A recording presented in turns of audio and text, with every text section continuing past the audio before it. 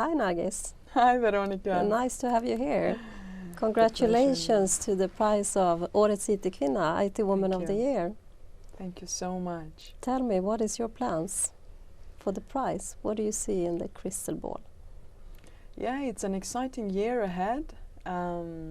We have a lot of ambitions and goals ahead of us in Laprica, but also together with CGI, we want to share knowledge, share tools to help people thrive more in workplaces. Interesting. So what is your recommendation then? I mean, we live in a stressful environment. It's a lot of stress, and we try to cope with that, both from the employee side and the leader side. What is your best recommendation? Absolutely. So when we speak about stress, right, Veronica, we refer to our coping mechanism a lot. And its coping mechanism is one most important part of our mental health. And when we look from the mental health perspective, there are three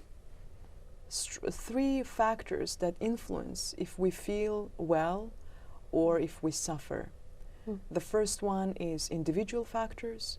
It's our genetics, our coping mechanism, our emotional and social learning.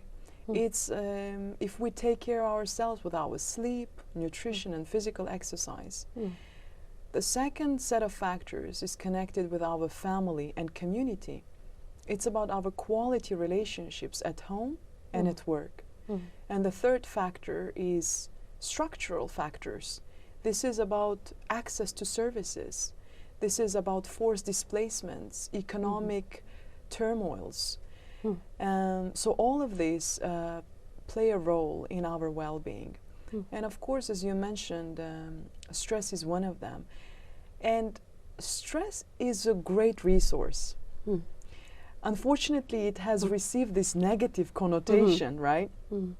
But stress is vital to our well-being. Imagine a car driving towards us, and if we're not stressed, we're relaxed. We don't have the rush of adrenaline and cortisol in our body, then we will be hit by the car. So stress response is vital for our survival. But too much of it, and we are troubled. So in moderation, lagom, that we use in Sweden, applies really well in this situation. Understanding about stress and how our body reacts to a stressful situation is an important piece of information. When we are stressed, it's a response that our body makes to tell us that something needs our attention or action. And during this time, our body produces extra adrenaline and cortisol to help us increase our heart rate, increase our blood pressure, to tell our brain to take the glucose from the blood to do something, as well as increase our immune system, so that if we injure our tissues or our body, if we are fighting with someone, or if we are running from something, or if we have to climb the tree, then the immune system helps us to fight with the bacteria and virus during that time. So which is really great, right? We want all of this to happen. But when we experience stressful situations over a long period of time without rest and recovery, it can tax the body. Because too much of these hormones, cortisol and adrenaline, also puts on pause other vital processes, such as digesting food, reproduction, fighting off viruses and bacteria in the long period of time, as well as enjoying our daily lives. So therefore, this is important to know. But you talk a lot about the importance to understand what is happening in your body and what is actually causing the stress, because as you say, then you can manage stress in a good way. And I think this is really important at the workplace as well, to find this balance. And the balance can be important for different people, right? The work-life balance is not, it's not one thing, it's different for each individual. So can you elaborate a little bit on the work-life balance topic and how to tackle that? I mean, is it with knowledge about who I am and what I can do, or what can the workplace do? Difficult question. When we usually speak about work-life balance, we usually refer to us feeling well in different areas of life. And I really like how Dr. Stuart Friedman, in his book Total Leadership, describes it.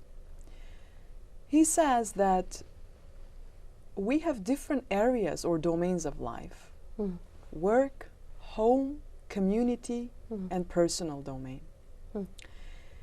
And the amount of time and effort we spend in these domains can be different depending on our age, priorities. So for instance, if I'm a new graduate and I just start working, I spend a lot more time at work compared to when I got married and I have children. Then I want to spend much more time with my family. And when we wish to be, for instance, a lot more at home, but we're not doing that right now, we don't feel well. That's why, in order to feel good in all the domains of life, first of all, we need to understand what are the important domains we have.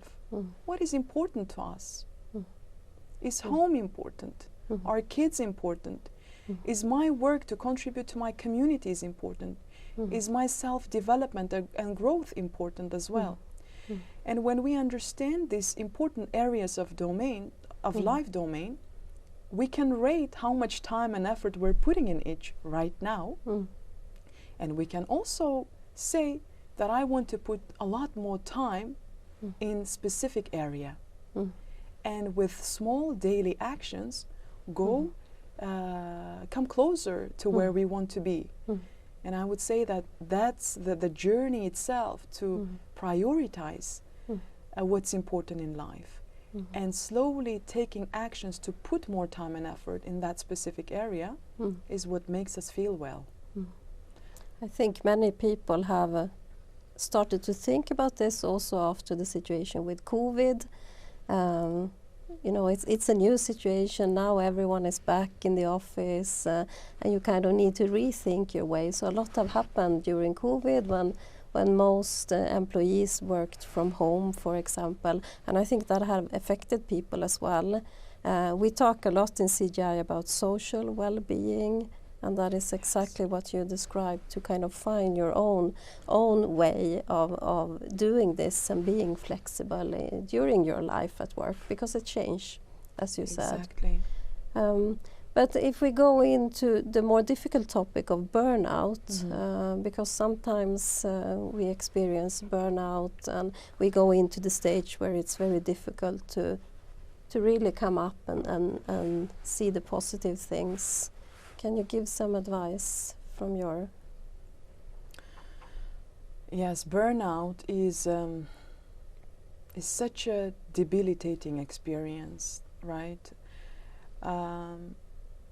When we are burned out, we don't enjoy the things that we have enjoyed, and we cannot put enough efforts. We're depleted of our energy and resources to do the things that we care or love. And research shows that burnout is not only about too much work, but it also has other contributing factors to it. Indeed, workload is one of them.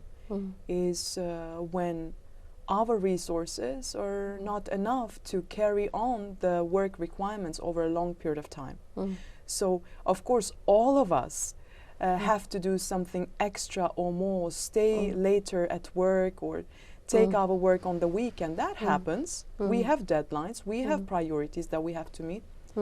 But if that happens chronically, that's what depletes us, right?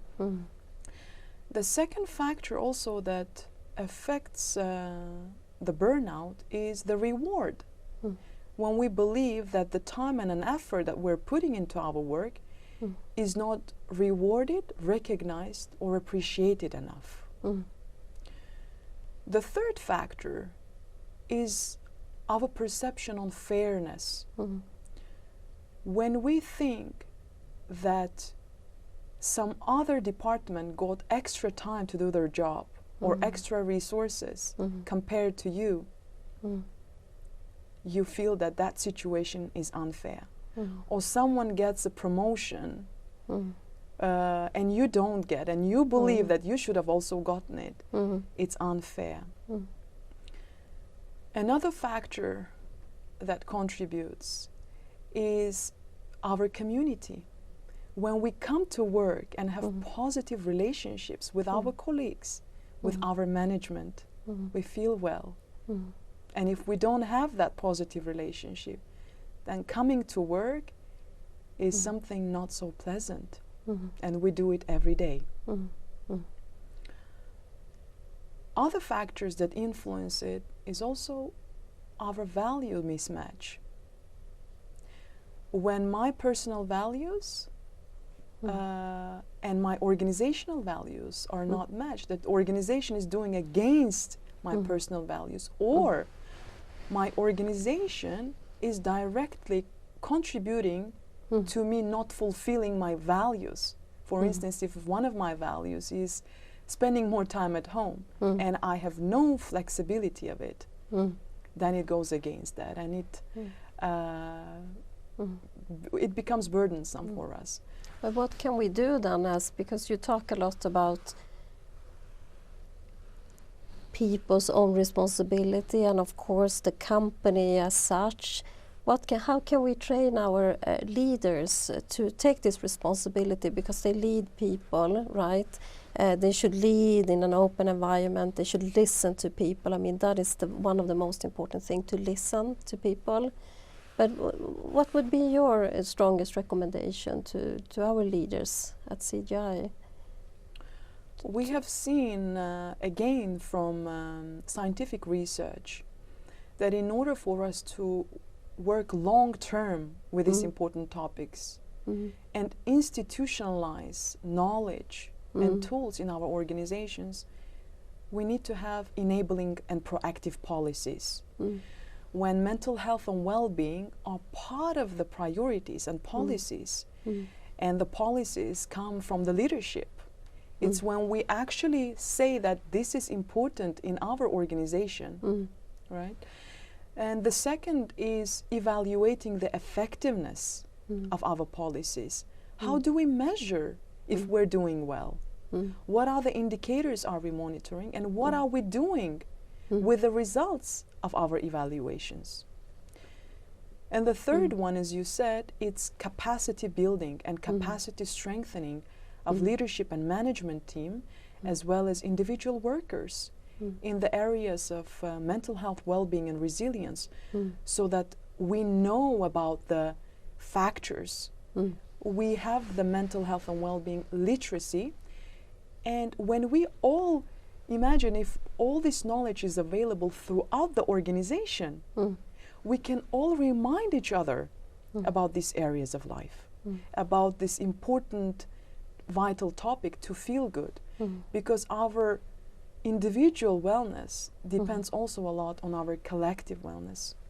When my colleague feels good, when you come smiling to the office, I immediately want to mirror your behavior, your positive facial expression. So happiness is contagious, just as viruses are contagious. Thank you, Nargis. I think that is the best advice of all, right? It's, as you say, it's about the structure, but it's also about everyone, taking the responsibility. Thank you, Veronica. Thank you.